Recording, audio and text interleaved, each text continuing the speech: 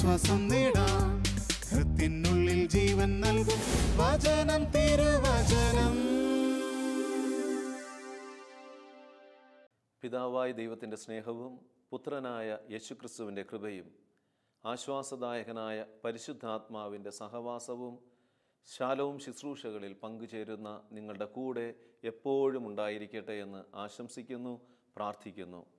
ദൈവവചനം ശ്രവിച്ച് നമുക്ക് വചനം തിരുവചന ശുശ്രൂഷയിൽ പങ്കുചേർന്ന് അനുഗ്രഹങ്ങൾ പ്രാപിക്കാം. ലൂക്കായുടെ സുവിശേഷം 22-ാം അധ്യായം 31-ാം തിരുവചനം. ശിമയോൻ, ശിമയോൻ, ഇതാ സാത്താൻ നിങ്ങളെ ഗോതമ്പ് പോലെ പാറ്റാൻ ഉദ്യമിച്ചു. എന്നാൽ നിന്റെ വിശ്വാസം ക്ഷയിക്കാതിരിക്കുവാൻ ഞാൻ നിനക്കു വേണ്ടി പ്രാർത്ഥിച്ചു. നീ തിരിച്ചു വന്ന് നിന്റെ സഹോദരരെ ശക്തിപ്പെടുത്തണം. ക്രിസ്തുവിൽ സ്നേഹമുള്ളവരെ, കർത്താവായ ഈശോയുടെ മധ്യസ്ഥ പ്രാർത്ഥനയുടെ ഒരു ഭാവമാണ് ഈ തിരുവചനത്തിലൂടെ നമ്മൾ കണ്ടുമുട്ടുന്നത്. കാരണം ശിമയോൻ സഭയുടെ ആദ്യത്തെ മാർപ്പാപ്പയായി ആ സഭയെ രൂപപ്പെടുത്തുവാനായിട്ട് ദൈവം തിരഞ്ഞെടുത്ത ശിമയോൻ്റെ നേരെ സാത്താൻ കണ്ണുവച്ചിട്ടുണ്ടായിരുന്നു. എങ്ങനെയെങ്കിലും ഈ ശിമയോനെ തകർക്കുക, ഈ ശിമയോനെ തകർത്ത് കളഞ്ഞാൽ ദൈവത്തിൻ്റെ പദ്ധതികളെ തകർക്കാൻ സാധിക്കുമെന്ന് സാത്താൻ ചിന്തിച്ചുകൊണ്ട് സാത്താൻ പ്രത്യേകമായ രീതിയിൽ ശിമയോനെ ചുറ്റുപറ്റി നിൽക്കുന്നത് ഈശോ മനസ്സിലാക്കി. കർത്താവായ ഈശോ ഇത് കണ്ടുകൊണ്ട് ശക്തമായ രീതിയിൽ പിതാവിൻ്റെ മുമ്പിൽ പത്രോസിന് വേണ്ടി ഈശോ പ്രാർത്ഥിക്കാൻ തുടങ്ങി. സ്വർഗത്തിൻ്റെയും ഭൂമിയുടെയും മധ്യസ്ഥനാണ് നമ്മൾ. സ്വർഗത്തിലും ഭൂമിയിലും നമുക്ക് ഏക മധ്യസ്ഥനേ ഉള്ളൂ, കർത്താവായ യേശുക്രിസ്തു. മറ്റുള്ള എല്ലാ പ്രാർത്ഥനകളും ഈ മധ്യസ്ഥനായ യേശുക്രിസ്തുവിലൂടെയാണ് പിതാവിലേക്ക് എത്തിച്ചേരുന്നത്. സകല വിശുദ്ധരുടെ പ്രാർത്ഥനകളും യേശുവെന്ന ഏറ്റവും വലിയ ശക്തനായ മധ്യസ്ഥനിലൂടെയാണ് നമുക്ക് അനുഗ്രഹങ്ങൾ പോലും ലഭിക്കുന്നത്. പലരും നമ്മൾ വിശുദ്ധരോട് പ്രാർത്ഥിക്കുമ്പോഴൊക്കെ, മധ്യസ്ഥം പ്രാർത്ഥിക്കാൻ ആവശ്യപ്പെടുമ്പോഴൊക്കെ നമ്മൾ തിരിച്ചറിയണം മാധ്യസ്ഥ പ്രാർത്ഥനയുടെ ശക്തി. ഈശോയുടെ ശക്തമായ പ്രാർത്ഥനയുടെ ഫലത്താലാണ് പാപത്തെ കീഴ്പ്പെടുത്തുവാനായിട്ട്, ചെയ്തു പോയ പാപത്തെ ഓർത്ത് അനുതപിച്ച് മനസ്സ് തിരിഞ്ഞ് തിരികെ വരുവാനായിട്ട് പത്രോസിന് സാധിച്ചത്. ഏത് ശപിക്കപ്പെട്ട ഈശോ എന്ന് യേശുവിനെ ഒരു വേള തള്ളി പറഞ്ഞുവെങ്കിൽ അത് തെറ്റാണെന്ന് തിരിച്ചറിയുവാനും അതിനെ ഓർത്ത് മനം നൊന്ത് കരയുവാനും പത്രോസിനെ സഹായിച്ചത് കർത്താവായ യേശുക്രിസ്തുവിൻ്റെ ഈ മധ്യസ്ഥ പ്രാർത്ഥനയാണ്. ഈ മധ്യസ്ഥ പ്രാർത്ഥനയുടെ ശക്തി തിരിച്ചറിഞ്ഞതുകൊണ്ടാണ് ഈശോ പത്രോസിനോട് ആവശ്യപ്പെടുന്നത്, നീ ചെന്ന് ഇതുപോലെ നിൻ്റെ സഹോദരങ്ങളെ ശക്തിപ്പെടുത്തണം. നീ നിൻ്റെ സഹോദരങ്ങൾക്ക് വേണ്ടി മാധ്യസ്ഥം പ്രാർത്ഥിക്കണം. അപ്പോഴാണ് അവരുടെ ജീവിതത്തിൽ പിശാചിൻ്റെ പ്രവർത്തനങ്ങളെ ഇല്ലായ്മ ചെയ്യുവാനായിട്ടുള്ള ദൈവകൃപ അവർക്ക് ലഭിക്കുന്നത്. പ്രിയമുള്ളവരെ, മധ്യസ്ഥ പ്രാർത്ഥനയ്ക്ക് വലിയൊരു ശക്തിയുണ്ട്. നമ്മൾ ഈ തിരുവചനത്തിൽ മധ്യസ്ഥ പ്രാർത്ഥനയുടെ ആവശ്യകതയും അതിൻ്റെ ശക്തിയും അതിലൂടെ ലഭിക്കുന്ന അനുഗ്രഹങ്ങളും ഒന്ന് നമ്മുടെ ചിന്തകളിലേക്ക് ദൈവത്തിൻ്റെ പരിശുദ്ധാത്മാവ് ഈ ദിനത്തിൽ തരുകയാണ്. യോഹന്നാൻ്റെ സുവിശേഷത്തിൽ 17-ാം അധ്യായത്തിൽ നമ്മൾ കാണുന്നുണ്ട്, 1 മുതൽ 26 വരെയുള്ള തിരുവചന ഭാഗം മുഴുവനും ഈശോയുടെ മധ്യസ്ഥ പ്രാർത്ഥനയാണ്. പിതാവിൻ്റെ സന്നിധിയിൽ ഈശോ ലോകത്തിലെ സകലർക്കും വേണ്ടി പ്രാർത്ഥിക്കുന്നുണ്ട്. അതിനേക്കാളുപരി താൻ തിരഞ്ഞെടുത്തവരെ, പിതാവ് തന്നെ ഏൽപ്പിച്ചവരെ ഒക്കെ പിശാചിൻ്റെ തിന്മയുടെ കരവലയത്തിൽ നിന്ന് രക്ഷിക്കുവാനായിട്ട് ഈശോ പിതാവിനോട് പ്രാർത്ഥിക്കുന്നുണ്ട്. പിതാവേ, അങ്ങേക്കുള്ളതെല്ലാം എനിക്കുള്ളതാണ്. അപ്പോൾ ആരും നഷ്ടപ്പെടാതിരിക്കുവാനായിട്ട് പിതാവായ ദൈവം രക്തം ചിന്തി ഈ ലോകത്തിലെ സകല മനുഷ്യർക്കും വേണ്ടി കൊടുത്ത രക്ഷ ആരുടെ ജീവിതത്തിൽ നിന്നും നഷ്ടപ്പെടാതിരിക്കാൻ, മറ്റുള്ളവരുടെ ജീവിതങ്ങളിൽ നിന്ന് ഇത് നഷ്ടപ്പെട്ടു പോകാതിരിക്കുവാൻ എനിക്കും നിങ്ങൾക്കും മധ്യസ്ഥം പ്രാർത്ഥിക്കാനായിട്ട് ഒരു കടമയുണ്ട്. അതുകൊണ്ടാണ് മധ്യസ്ഥ പ്രാർത്ഥനയുടെ ആവശ്യകത. കാരണം പിതാവായ ദൈവം സകല മനുഷ്യരെയും രക്ഷിക്കുവാനായിട്ടാണ് ഈശോയെ ഈ ഭൂമിയിൽ കൊണ്ടുവന്നത്. ഈശോ കാൽവരിയിൽ അതിൻ്റെ വില കൊടുത്തു. അപ്പോൾ ഈ വില നഷ്ടപ്പെടാതിരിക്കുവാൻ നമ്മൾ മധ്യസ്ഥം പ്രാർത്ഥിച്ച് മറ്റുള്ളവരെ ഈ വിലയിലൂടെ രക്ഷിക്കുവാനായിട്ട് എനിക്കും നിങ്ങൾക്കും ധാർമ്മികമായ ചുമതലയുണ്ട്. അതുകൊണ്ടാണ് ഈശോ കാണുന്നില്ലേ, ഈശോ മത്തായിയുടെ സുവിശേഷത്തിൽ 5-ാം അധ്യായം 44 ഈശോ ശത്രുക്കൾക്ക് വേണ്ടി പോലും പിതാവിൻ്റെ മുമ്പിൽ മാധ്യസ്ഥം വഹിക്കുന്നുണ്ട്. എന്നാൽ ഞാൻ നിങ്ങളോട് പറയുന്നു, ശത്രുക്കളെ സ്നേഹിക്കുവിൻ, നിങ്ങളെ പീഡിപ്പിക്കുന്നവർക്ക് വേണ്ടി പ്രാർത്ഥിക്കുവിൻ. പ്രിയമുള്ളവരെ, നമുക്ക് വേണ്ടിയും നമ്മുടെ സ്നേഹവലയത്തിലായിരിക്കുന്നവർക്ക് വേണ്ടി മാത്രമല്ല നമ്മൾ പ്രാർത്ഥിക്കേണ്ടത്, ലോകം മുഴുവന് വേണ്ടിയും വിവിധ തലങ്ങളിലായിരിക്കുന്നവർക്ക് വേണ്ടി നമ്മൾ പ്രാർത്ഥിക്കുമ്പോൾ നമ്മൾ മധ്യസ്ഥ പ്രാർത്ഥനയുടെ ആ ശക്തിയിൽ നമ്മൾ പങ്കുചേരുകയാണ്. ലൂക്കയുടെ സുവിശേഷത്തിൽ 23-34 യേശു പറഞ്ഞു, പിതാവേ അവരോട് ക്ഷമിക്കണമേ, അവർ ചെയ്യുന്നത് എന്താണെന്ന് അറിയുന്നില്ല. ഈശോയുടെ കുരിശിൽ കിടക്കുമ്പോൾ പോലും തന്നെ മുറിപ്പെടുത്തുന്ന വേദനിപ്പിക്കുന്നവർക്ക് വേണ്ടി പിതാവിൻ്റെ സന്നിധിയിൽ മാധ്യസ്ഥം പ്രാർത്ഥിക്കുന്ന, മധ്യസ്ഥ പ്രാർത്ഥന നടത്തുന്ന ഈശോയെയാണ് കാൽവരിയിലെ കുരിശിൽ നമ്മൾ കണ്ടുമുട്ടുന്നത്. അപ്പോൾ അതുകൊണ്ടാണ് സ്വർഗത്തിലും നമുക്ക് ഈ ഏക മധ്യസ്ഥൻ്റെ ആ അനുഭവം നമ്മുടെ ജീവിതങ്ങളിൽ സ്വന്തമാക്കാനും ആ സ്വർഗീയ മധ്യസ്ഥൻ്റെ കൂടെ നിന്നുകൊണ്ട് ലോകത്തെ നേടുവാനും നമ്മൾ മധ്യസ്ഥ പ്രാർത്ഥനകളിൽ വ്യാപരിക്കണമെന്ന് സഭ ആവശ്യപ്പെടുന്നത്. എബ്രായർക്കാർക്ക് എഴുതിയ ലേഖനത്തിൽ 4-ാം അധ്യായം 14-ാം തിരുവചനം, സ്വർഗത്തിലേക്ക് കടന്നുപോയ ശ്രേഷ്ഠനായ ഒരു പ്രധാന പുരോഹിതൻ ദൈവപുത്രനായ യേശു നമുക്കുള്ളതുകൊണ്ട് നമ്മുടെ വിശ്വാസത്തെ നമുക്ക് മുറുകെ പിടിക്കാം. മധ്യസ്ഥ പ്രാർത്ഥനയിൽ വ്യാപരിക്കുമ്പോൾ ഒരു വലിയ യാഥാർത്ഥ്യം നമ്മൾ തിരിച്ചറിയണം. നമ്മൾ ഭൂമിയിൽ നിന്ന് മധ്യസ്ഥം പ്രാർത്ഥിച്ച് ആർക്കെങ്കിലും വേണ്ടി നമ്മൾ പ്രാർത്ഥിക്കുമ്പോൾ സ്വർഗത്തിൽ പിതാവിൻ്റെ മുമ്പിൽ കർത്താവായ യേശു അവിടെ മധ്യസ്ഥം പ്രാർത്ഥിക്കും. ആ നിമിഷം തന്നെ ആ പ്രാർത്ഥനകൾ ഫലമണിയും. സ്നേഹമുള്ളവരെ, ഒരു മധ്യസ്ഥ പ്രാർത്ഥനയുടെ ശക്തി തന്നെയാണ് എൻ്റെ ജീവിതവും. ഞാനിന്ന് നിങ്ങളുടെ മുമ്പിൽ നിന്നുകൊണ്ട് ഈ വചന ശുശ്രൂഷ ചെയ്യുമ്പോൾ പ്രിയമുള്ളവരെ, അതിൻ്റെ പിന്നിൽ മധ്യസ്ഥ പ്രാർത്ഥനയുടെ ശക്തിയുണ്ട്. ചെറുപ്പത്തിൻ്റെ കാലഘട്ടത്തിൽ, ചെറുപ്പമായിരുന്ന അവസ്ഥകളിൽ ദൈവത്തിൽ നിന്നും അതുപോലെ തന്നെ നന്മയിൽ നിന്നുമൊക്കെ അകന്ന ഒരു മനോഭാവത്തോടെ ലോകത്തിൻ്റെതായിട്ടുള്ള നേട്ടങ്ങൾക്ക് വേണ്ടി, ലോകത്തിലെ നന്മകൾ സുഖങ്ങൾക്ക് വേണ്ടി, അതാണ് ഏറ്റവും ചിന്ത എന്നുള്ള രീതിയിൽ ജീവിച്ച ഒരു ജീവിത ശൈലിയിൽ നിന്ന് കർത്താവിന് വേണ്ടി ജീവിതം കൊടുക്കുവാനും കർത്താവിൻ്റെ വേലയിൽ വ്യാപരിക്കുവാനും യേശുവിന് വേണ്ടി ജീവിക്കുവാനും എന്നെ ഞാനാക്കി മാറ്റിയത് മധ്യസ്ഥ പ്രാർത്ഥനയുടെ ശക്തി കൂടിയാണെന്ന് തിരിച്ചറിയണം. കാരണം എനിക്ക് വേണ്ടി ചിലരുടെയൊക്കെ മധ്യസ്ഥ പ്രാർത്ഥന, ത്യാഗം സഹിച്ചുള്ള ആ പ്രാർത്ഥനയുടെ ഫലമാണ് പൗരോഹിത്യ ശുശ്രൂഷയിൽ കടന്നു വരുവാനായിട്ട് എന്നെ ഇടയാക്കിയത്. അതുകൊണ്ട് മധ്യസ്ഥ പ്രാർത്ഥനയ്ക്ക് ശക്തിയുണ്ട്. നമ്മൾ ആർക്കു വേണ്ടി നമ്മൾ മധ്യസ്ഥം പ്രാർത്ഥിക്കുന്നുവോ കർത്താവ് ആ പ്രാർത്ഥനയ്ക്ക് ഉത്തരം തരുക തന്നെ ചെയ്യും. യോഹന്നാന്റെ സുവിശേഷത്തിൽ 14-ാം അധ്യായം 12 പറയും, സത്യസത്യമായി ഞാൻ നിങ്ങളോട് പറയുന്നു, എന്നിൽ വിശ്വസിക്കുന്നവനും ഞാൻ ചെയ്യുന്ന പ്രവൃത്തികൾ ചെയ്യും. ഞാൻ പിതാവിൻ്റെ അടുക്കലേക്ക് പോകുന്നത് കൊണ്ട് ഇവയേക്കാൾ വലിയവയും അവൻ ചെയ്യും. അപ്പോൾ ഈശോ പറയുമ്പോൾ നമ്മൾ ഓരോരുത്തരും മധ്യസ്ഥ പ്രാർത്ഥനയിൽ ഈശോ ചെയ്ത മധ്യസ്ഥ പ്രാർത്ഥനയിൽ നമ്മളും പങ്കുചേർന്ന് അതിനേക്കാൾ ശ്രേഷ്ഠതയോടെ മധ്യസ്ഥ പ്രാർത്ഥനയിൽ നമ്മൾ വ്യാപരിക്കണമെന്നാണ് ഈശോ ഈ വചനത്തിലൂടെ നമ്മളെ ഓർമ്മിപ്പിക്കുന്നത്. കാരണം എന്നിൽ വിശ്വസിക്കുന്നവൻ ഞാൻ ചെയ്തതും അതിനേക്കാൾ വലിയ കാര്യങ്ങൾ ചെയ്യുമെന്ന് പറയുമ്പോൾ ഈശോ ചെയ്ത ഒരു പ്രവൃത്തി കൂടിയാണ് മധ്യസ്ഥ പ്രാർത്ഥന. ലോകത്തെ രക്ഷിക്കുവാൻ, മനുഷ്യരെ രക്ഷിക്കുവാൻ ഈശോ മധ്യസ്ഥ പ്രാർത്ഥന നടത്തിയെങ്കിൽ പ്രിയമുള്ളവരെ, യേശുവിൽ വിശ്വസിക്കുന്ന എനിക്കും യേശുവിൽ വിശ്വസിക്കുന്ന സകലർക്കും ഒരു ഉത്തരവാദിത്വമുണ്ട്. നഷ്ടപ്പെടുന്ന ആത്മാക്കൾക്ക് വേണ്ടി, പാപത്തിൻ്റെ ചെളിക്കൊണ്ടിൽ താഴ്ന്നുകൊണ്ടിരിക്കുന്നവർക്ക് വേണ്ടി, ഭൗതികതയ്ക്കും ലോകസുഖങ്ങൾക്കും അടിമപ്പെട്ട് ദൈവത്തെ നിഷേധിച്ച് ദൈവത്തിനെതിരെ വെല്ലുവിളിക്കുന്നവർക്ക് വേണ്ടി മധ്യസ്ഥം പ്രാർത്ഥിക്കാനായി ഹെബ്രായർക്കാർക്ക് എഴുതിയ ലേഖനത്തിൽ 7-ാം അധ്യായം 25 വചനം ഇപ്രകാരം പഠിപ്പിക്കുകയാണ്, തന്നിലൂടെ ദൈവത്തെ സമീപിക്കുന്നവരെ പൂർണ്ണമായി രക്ഷിക്കുവാൻ അവന് കഴിവുണ്ട്.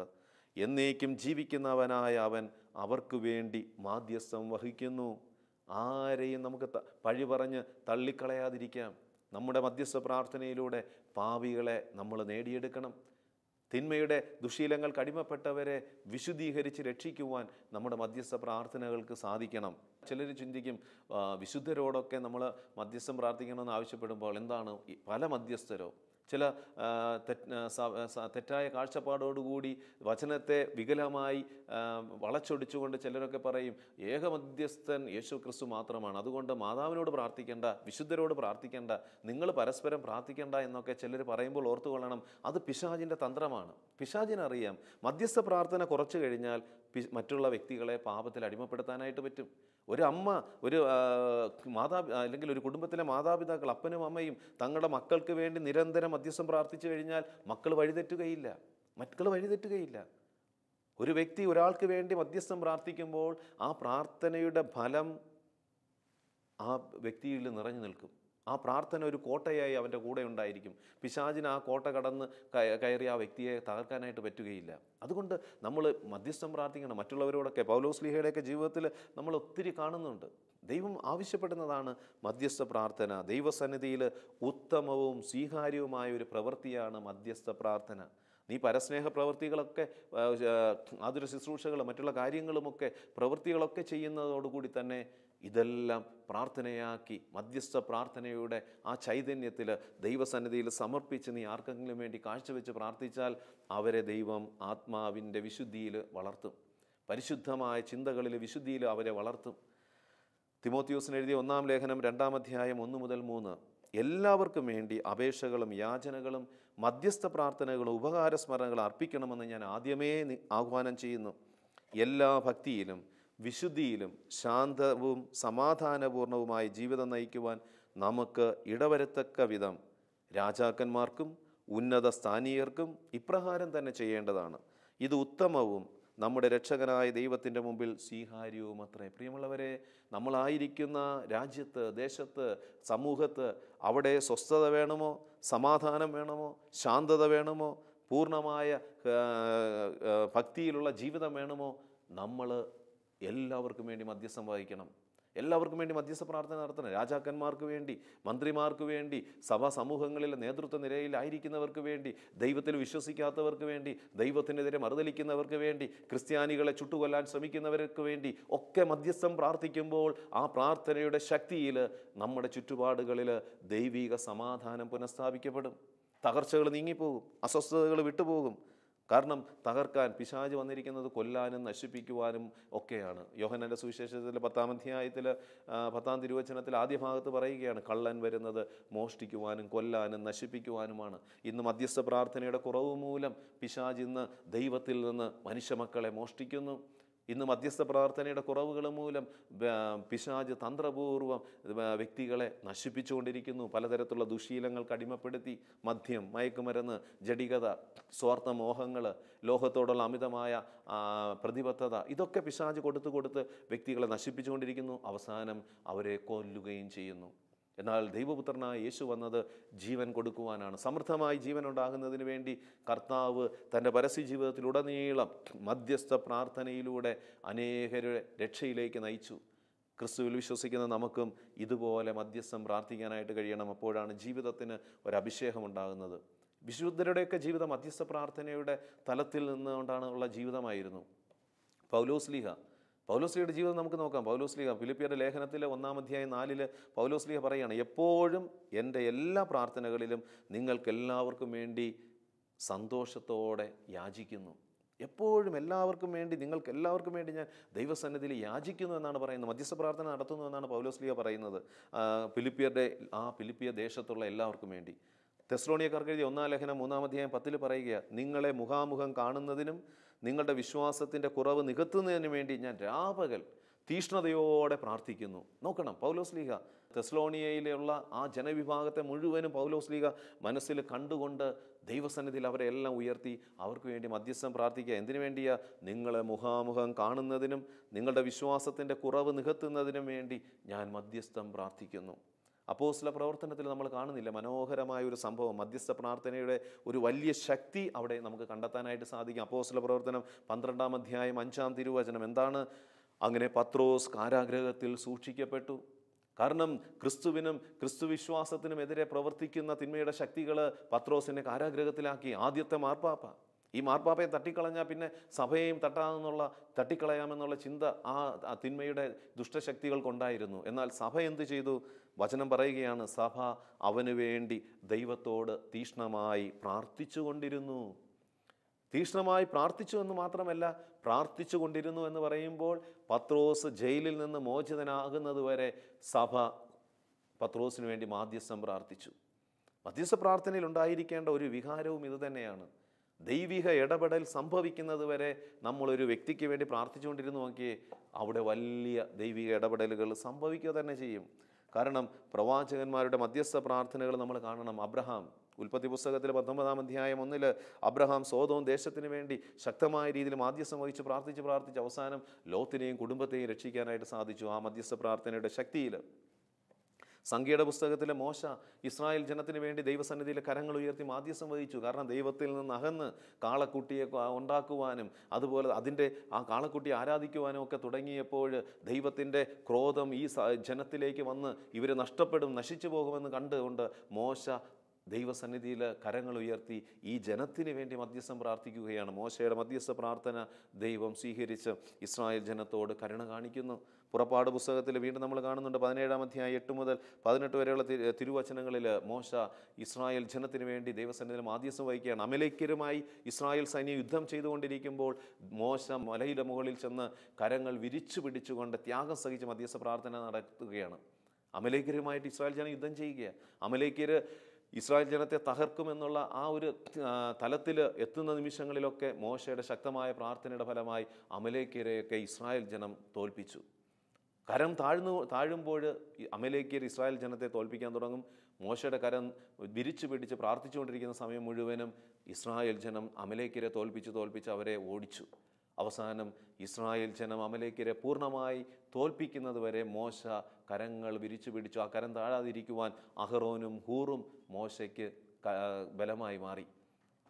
മധ്യസ്ഥ പ്രാർത്ഥനയിൽ ഇതുപോലെ നമുക്ക് പ്രാർത്ഥിക്കാൻ കഴിയണം. ഒരു വ്യക്തി ഒരു മേഖലയ്ക്ക് വേണ്ടി പ്രാർത്ഥിക്കുമ്പോൾ ആ വ്യക്തിയോട് ചേർന്ന് ആ വ്യക്തിയുടെ കരങ്ങൾക്ക് ബലം കൊടുത്ത് നമ്മൾ മധ്യസ്ഥ പ്രാർത്ഥനയിൽ പങ്കുചേരുമ്പോൾ തിന്മ വിട്ടുപോകും, തകർച്ചകൾ വിട്ടുപോകും, നിരാശ വിട്ടുപോകും, കുറ്റബോധം വിട്ടുപോകും. യേശു ക്രിസ്തുവിനെതിരായി, സമാധാനത്തിനെതിരായി, രക്ഷയ്ക്കെതിരായി എടുക്കുന്ന നിലപാടുകളെ സ്വർഗം ഇറങ്ങി അതിനെ ഇല്ലായ്മ ചെയ്യും. മധ്യസ്ഥ പ്രാർത്ഥനയുടെ കുറവുകൾ ഇന്ന് നമ്മളായിരിക്കുന്ന സമൂഹത്തിൽ പലതരത്തിൽ ഇന്ന് വർദ്ധിച്ചുകൊണ്ടിരിക്കുകയാണ്. ചില വൈദികരുടെ കുറവുകൾ കണ്ടിട്ട് പലരും വിശ്വാസത്തിനെതിരായി സഭയ്ക്കെതിരെ വിരൽ ചൂണ്ടി സംസാരിക്കുമ്പോൾ അവരറിയുന്നില്ല നിൻ്റെ മധ്യസ്ഥ പ്രാർത്ഥനയുടെ കുറവാണ്. ഇന്ന് സഭാ മക്കൾ പോലും ഏതെങ്കിലുമൊക്കെ ഒരു വൈദികന് ഒരു വീഴ്ച വന്നാൽ, ഒരു സമർപ്പിത വിശ്വാസ ജീവിതം നയിക്കുന്ന വ്യക്തിക്ക് വീഴ്ച വന്നാൽ, ഒരു സുവിശേഷ പ്രഘോഷകന് ഒരു വീഴ്ച വന്നാൽ ഉടനെ എല്ലാവരും കരം ചൂണ്ടി അവനെതിരെ സംസാരിക്കുമ്പോൾ അവരറിയുന്നില്ല നിൻ്റെ പ്രാർത്ഥനയുടെ കുറവാണ് ഈ വീഴ്ച അവരുടെ ജീവിതത്തിൽ പിശാച് വരുത്തിയത്. നീ അവർക്ക് വേണ്ടി മധ്യസ്ഥം പ്രാർത്ഥിച്ചുവോ? ആരുടെയെങ്കിലുമൊക്കെ കുറവുകൾ, വീഴ്ചകൾ കാണുമ്പോൾ ആദ്യം നമ്മളോട് തന്നെ ചോദിക്കണം, എൻ്റെ ദൈവമേ, എൻ്റെ പ്രാർത്ഥനയുടെ കുറവാണല്ലോ ഈ വീഴ്ച. ആ തിന്മയ്ക്ക് അടിമപ്പെട്ട വ്യക്തിയെ പത്രോസിനെ മാനസാന്തരപ്പെടുത്തി ആദ്യത്തെ മാർപ്പാപ്പയാക്കി മാറ്റിയ കർത്താവായ ഈശോ വീണവരെ എഴുന്നേൽപ്പിക്കും. മധ്യസ്ഥ പ്രാർത്ഥന വേണം, മധ്യസ്ഥ പ്രാർത്ഥന വേണം. മധ്യസ്ഥ പ്രാർത്ഥനയുടെ കുറവാണ് ഇന്ന് നമ്മളായിരിക്കുന്ന ഇടങ്ങളിലെ അസമാധാനത്തിനും ദുഷ്ടശക്തികളുടെ തിന്മയുടെ പ്രബലമായ കാര്യങ്ങൾക്കും കാരണം എൻ്റെ മധ്യസ്ഥ പ്രാർത്ഥനയുടെ കുറവാണ്. നീ പ്രാർത്ഥിക്കാതിരുന്നിട്ട് ആരുടെയെങ്കിലുമൊക്കെ കുറവുകൾ, കുറ്റങ്ങൾ കേൾക്കുമ്പോൾ എല്ലാം ഇങ്ങനെയാണ്, സഭ ഇങ്ങനെയാണ്, വൈദികരിങ്ങനെയാണെന്നൊക്കെ നീ ഇങ്ങനെ വീട്ടിലിരുന്ന് പറയുമ്പോൾ അതിലൂടെ പിശാച് നിൻ്റെ കുടുംബത്തെ തകർക്കും, നിൻ്റെ മക്കളുടെ വിശ്വാസത്തെ തകർക്കും. ഇന്ന് പല യുവതിയുവാക്കളും സഭയ്ക്കെതിരെ സംസാരിക്കാൻ കാരണം അവരുടെ മാതാപിതാക്കൾ വീട്ടിലിരുന്ന് സഭയ്ക്കെതിരെ, വൈദികർക്കെതിരെ അല്ലെങ്കിൽ സുവിശേഷ പ്രഘോഷകർക്കെതിരെ ഇങ്ങനെ കുറ്റങ്ങൾ മാത്രം പറഞ്ഞുകൊണ്ടിരിക്കും, പ്രാർത്ഥിക്കില്ല. അതുകൊണ്ടെന്താണ് യുവതി യുവാക്കളൊക്കെ പള്ളിയിൽ നിന്ന് അകലാനായിട്ടുള്ള ചിന്തകളിൽ അടിമപ്പെടുകയാണ്. പിശാച് കൊടുക്കുന്നതല്ലേ ഈ തന്ത്രം. അതുകൊണ്ട് പ്രിയപ്പെട്ട സഹോദര, സഹോദരി, നീ ഏതവസ്ഥയിലായിക്കൊള്ളട്ടെ, നീ കുടുംബജീവിതത്തിലൊരു ജീവിത പങ്കാളിയാകാം, നിൻ്റെ മധ്യസ്ഥ പ്രാർത്ഥന വേണം നിൻ്റെ പങ്കാളിയെ രക്ഷിക്കാൻ. നിൻ്റെ പ്രിയമുള്ള മാതാപിതാക്കളെ, നിങ്ങളുടെ മധ്യസ്ഥ പ്രാർത്ഥന വേണം നിങ്ങളുടെ മക്കളെ രക്ഷിക്കുവാൻ. ഒരുപക്ഷെ നീ ഒരു അധ്യാപകനായിരിക്കാം, നീ ആയിരിക്കുന്ന സ്ഥലത്ത് ദൈവം നിൻ്റെ കരങ്ങളിൽ പഠിക്കുവാനായിട്ട്, നിന്നിലൂടെ വിദ്യ അഭ്യസിപ്പിക്കുവാനായിട്ട് ദൈവം കൊണ്ടുവന്ന മക്കളെ രക്ഷിക്കണമെങ്കിൽ, നീ ഒരു കോളേജിലെ പ്രൊഫസറാകാം, അവിടെ അവരെ രക്ഷിക്കണമെങ്കിൽ ഭൗതിക ജ്ഞാനം മാത്രം പോരാ, മധ്യസ്ഥ പ്രാർത്ഥന കൂടെ വേണം. നീ പഠിപ്പിക്കുന്നവർക്ക് വേണ്ടി മധ്യസ്ഥം പ്രാർത്ഥിച്ചു നോക്കിയേ അവരുടെ ജീവിതം അനുഗ്രഹമായിട്ട് മാറും. ഒരുപക്ഷെ ദൈവം നിന്നെ വൈദ്യശാസ്ത്രത്തിൽ ഉയർന്ന ബിരുദങ്ങൾ നൽകി നിന്നെ ഒരു ഡോക്ടറാക്കി മാറ്റിയിട്ടുണ്ടാകാം. സുഖപ്പെടുത്തുന്നത് കർത്താവാണെന്ന് തിരിച്ചറിയുമ്പോൾ ഡോക്ടർ എന്ത് ചെയ്യും? താൻ പരിശോധിക്കുന്ന, താൻ ശുശ്രൂഷ ചെയ്യുന്ന രോഗികൾക്ക് വേണ്ടി മധ്യസ്ഥം പ്രാർത്ഥിക്കും. ആ പ്രാർത്ഥനയുടെ ഫലത്തിൽ വലിയ വലിയ രോഗശാന്തിയും അത്ഭുതങ്ങളും കർത്താവ് അവിടെ കൊടുക്കും. നമ്മുടെ ജീവിതങ്ങളിൽ ദൈവകൃപ നിറയണമെങ്കിൽ മധ്യസ്ഥ പ്രാർത്ഥന കൂടിയേ കഴിയും. മക്കബേയക്കാരുടെ 2-ാം പുസ്തകത്തിൽ 8-ാം അധ്യായത്തിൽ നമ്മൾ കാണുന്നുണ്ട്, മക്കബേയൂസും കൂട്ടുകാരും യഹൂദരെ ഭയന്ന് അസ്വസ്ഥരായിട്ട് അസ്വസ്ഥതയിൽ, നിരാശയിൽ അവർ അടിമപ്പെടാൻ സാധ്യത വന്നപ്പോൾ മക്കബേയൂസ് ഇസ്രായേൽ ജനത്തിനു വേണ്ടി, യഹൂദ ജനത്തിനു വേണ്ടി കരങ്ങൾ വിരിച്ച് ദൈവസന്നിധിയിൽ മാധ്യസ്ഥം വഹിച്ചു. നമ്മൾ വിശുദ്ധ ഗ്രന്ഥത്തിലുടനീളം കടന്നു പോകുമ്പോൾ യൂദിത്ത്, എസ്തേർ, ഇവരൊക്കെ അവരായിരുന്ന സമൂഹത്തിലെ വിശ്വാസികൾക്ക് വേണ്ടി മധ്യസ്ഥം പ്രാർത്ഥിച്ചവരായിരുന്നു. പൗലോസ് ശ്ലീഹ പറയുക, എല്ലാ വിശുദ്ധർക്കും വേണ്ടി ഞാൻ വായ് തുറക്കുമ്പോൾ എനിക്ക് വചനം ലഭിക്കുന്നതിന് പ്രാർത്ഥിക്കുവിൻ. സുവിശേഷ രഹസ്യം ധൈര്യപൂർവ്വം പ്രഘോഷിക്കുവാനും നിങ്ങൾ എനിക്ക് വേണ്ടി പ്രാർത്ഥിക്കുവിൻ. മറ്റുള്ളവർക്ക് വേണ്ടി പ്രാർത്ഥിച്ച് മധ്യസ്ഥ പ്രാർത്ഥനയുടെ ശക്തി അനുഭവിച്ച പൗലോസ്ലീഹ കൂടെ പറയുമായിരുന്നു, നിങ്ങൾ എനിക്ക് വേണ്ടി പ്രാർത്ഥിക്കുവിൻ. കൊളോസ്സാർക്ക് എഴുതിയ ലേഖനത്തിലും 4-ാം അധ്യായം 3 ദൈവവചനത്തിൻ്റെ കവാടം നിങ്ങൾക്ക് തുറന്നു തരാനും നിങ്ങൾ ക്രിസ്തുവിൻ്റെ രഹസ്യം പ്രഖ്യാപിക്കുവാനുമായി നിങ്ങൾ ഞങ്ങൾക്ക് വേണ്ടി പ്രാർത്ഥിക്കണം. ഇതിനായിട്ടാണല്ലോ ഞാൻ ബന്ധനസ്ഥനായിരിക്കുന്നത്. സുവിശേഷ മേഖലകളിൽ കർത്താവിന് വേണ്ടി ആരെങ്കിലും ഒരു ചെറിയ ശുശ്രൂഷ ചെയ്യുന്ന വ്യക്തി ഈ ലോകത്തിലുണ്ടെങ്കിൽ, പ്രിയമുള്ള സഹോദരാ സഹോദരി, നമ്മൾ മധ്യസ്ഥം പ്രാർത്ഥിക്കണം. അവർക്ക് വേണ്ടി നമ്മൾ പ്രാർത്ഥിക്കണം. യേശുവിന് വേണ്ടി ജീവിതം കൊടുത്ത് പ്രവർത്തിക്കുന്ന മക്കൾക്ക് വേണ്ടി പ്രിയമുള്ളവരെ മധ്യസ്ഥം പ്രാർത്ഥിക്കണം. ഓരോ ശുശ്രൂഷകളും വിജയത്തിലെത്തിക്കണമെങ്കിൽ മധ്യസ്ഥം പ്രാർത്ഥിക്കണം. ശാലോമിൻ്റെ ശുശ്രൂഷകൾ അഭിഷേകമായി അനുഗ്രഹമായി കർത്താവ് നിലനിർത്തിക്കൊണ്ട് പോകുന്നതിൻ്റെ പിന്നിൽ അനേകരുടെ മധ്യസ്ഥ പ്രാർത്ഥനയുണ്ട്. അനേകർ മുട്ടുകുത്തി കരങ്ങൾ വിരിച്ച് ത്യാഗം സഹിച്ച് മധ്യസ്ഥ പ്രാർത്ഥന നടത്തുന്നത് കൊണ്ടാണ് ലോക സുവിശേഷവൽക്കരണത്തിൽ ദൈവം ശക്തമായ രീതിയിൽ ശാലോമിൻ്റെ ഓരോ ശുശ്രൂഷകളെയും പ്രസിദ്ധീകരണങ്ങളെയും ദൈവം അതിലൂടെ പ്രവർത്തിച്ചുകൊണ്ടിരിക്കുന്നത്. അതുകൊണ്ട് നമ്മൾ മധ്യസ്ഥം പ്രാർത്ഥിക്കണം. 16 വർഷം ഒരു വ്യക്തിക്ക് വേണ്ടി ഒരു സഹോദരി കന്യാസ്ത്രീ മധ്യസ്ഥം പ്രാർത്ഥിച്ചപ്പോൾ ആ വ്യക്തിയെ രക്ഷിക്കാനായിട്ട് സാധിച്ചു. 16 വർഷം പ്രാർത്ഥിക്കേണ്ടി വന്നു. 16 വർഷം നിരന്തരം ആ വ്യക്തിക്ക് വേണ്ടി. ആ വ്യക്തിയെ കണ്ടിട്ടില്ല, ആ വ്യക്തിയുടെ കുറവ് മാത്രമേ കേട്ടിട്ടുള്ളൂ. പക്ഷേ ഈ കന്യാസ്ത്രീ ഇരുന്നിങ്ങനെ എല്ലാ ദിവസവും, ദൈവമേ ഈ ചെറുപ്പക്കാരനെ അനുഗ്രഹിക്കണം, ഈ ചെറുപ്പക്കാരനെ വിശുദ്ധീകരിക്കണം, ഈ ചെറുപ്പക്കാരനെ രക്ഷിക്കണം എന്ന് പറഞ്ഞ് ഈ കന്യാസ്ത്രീ ഇങ്ങനെ പ്രാർത്ഥിച്ചിരുന്നപ്പോൾ 16-ാമത്തെ വർഷം ദൈവം ഈ ചെറുപ്പക്കാരനെ ആ കന്യാസ്ത്രീയുടെ മുമ്പിൽ കൊണ്ടുവരികയും ആ കന്യാസ്ത്രീയുടെ പ്രാർത്ഥനയുടെ തീഷ്ണതയാൽ ഈ ചെറുപ്പക്കാരൻ മാനസാന്തരപ്പെട്ട് കൗദാശിക ജീവിതം നയിച്ച് ആ നല്ല മരണത്തിലൂടെ ഈ ഭൂമിയിൽ നിന്ന് കടന്നു പോവുകയും ചെയ്തു. പ്രിയമുള്ളവരെ, നമ്മുടെ ജീവിതങ്ങളിൽ മധ്യസ്ഥ പ്രാർത്ഥന ഒരിക്കലും നഷ്ടമായിട്ട് മാറുകയില്ല. അതുകൊണ്ട് നമ്മൾ കൂടുതൽ പ്രാർത്ഥിക്കുന്നവരായിട്ട് മാറണം. നമ്മൾ അറിയാത്ത വ്യക്തികൾക്ക് വേണ്ടി പ്രാർത്ഥിക്കണം. പ്രിയമുള്ള സഹോദര സഹോദരി, നീ മധ്യസ്ഥ പ്രാർത്ഥിക്കണം. നീ ഒരു കുടുംബജീവിതത്തിലേക്ക് പ്രവേശിക്കുവാനായിട്ട് ആഗ്രഹിക്കുന്ന വ്യക്തിയാണെങ്കിൽ നീ ഇപ്പോൾ തന്നെ ആ വ്യക്തിയെ തിരഞ്ഞെടുക്കാതെ ആദ്യം എന്ത് ചെയ്യണം? ദൈവമേ, നീ എനിക്ക് തരാൻ ആഗ്രഹിക്കുന്ന ജീവിത പങ്കാളിക്ക് വേണ്ടി ഞാൻ പ്രാർത്ഥിക്കുന്നു എന്ന് പറഞ്ഞ് ജപമാല പ്രാർത്ഥിക്കണം, കരുണക്കൊന്ത ചൊല്ലി പ്രാർത്ഥിക്കണം, വിശുദ്ധ കുർബാനയിൽ പങ്കെടുത്ത് പ്രാർത്ഥിക്കണം. ഇങ്ങനെ മധ്യസ്ഥം പ്രാർത്ഥിക്കുമ്പോൾ ദൈവം നിനക്ക് അനുഗ്രഹമായ ഒരു പങ്കാളിയെ തരും. മാതാപിതാക്കൾ മക്കൾക്ക് വേണ്ടി നിരന്തരം മധ്യസ്ഥം പ്രാർത്ഥിക്കണം. എങ്കിൽ ദൈവം നമ്മുടെ ജീവിതത്തിൽ വലിയ വലിയ അനുഗ്രഹങ്ങൾ നമുക്ക് തരും. പ്രിയമുള്ളവരെ, പ്രാർത്ഥനയിൽ ശക്തി നേടാത്ത മാതാപിതാക്കൾക്ക് എങ്ങനെ തങ്ങളുടെ മക്കൾക്ക് വേണ്ടി പ്രാർത്ഥിക്കാനായിട്ട് സാധിക്കും? ഇന്ന് നമ്മുടെയൊക്കെ പ്രാർത്ഥനാ ജീവിതമൊക്കെ TV ആവശ്യമില്ലാത്ത ഈ കൊമേഴ്സ്യൽ പ്രോഗ്രാമുകളും കൊമേഴ്സ്യലായിട്ടുള്ള കാര്യങ്ങളൊക്കെ നമ്മുടെ ഇന്നത്തെ പ്രാർത്ഥനാ ജീവിതത്തെ തകർത്തുകൊണ്ടിരിക്കുകയാണ്.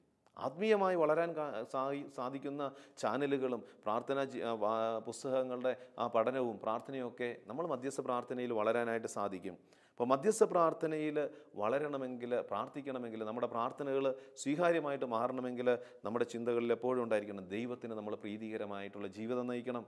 ദൈവത്തിന് പ്രീതികരമായ ഒരു ജീവിതം നയിച്ചിട്ട് നമ്മൾ മധ്യസ്ഥ പ്രാർത്ഥന പ്രാർത്ഥിച്ചാൽ കർത്താവ് ഉത്തരം തരും.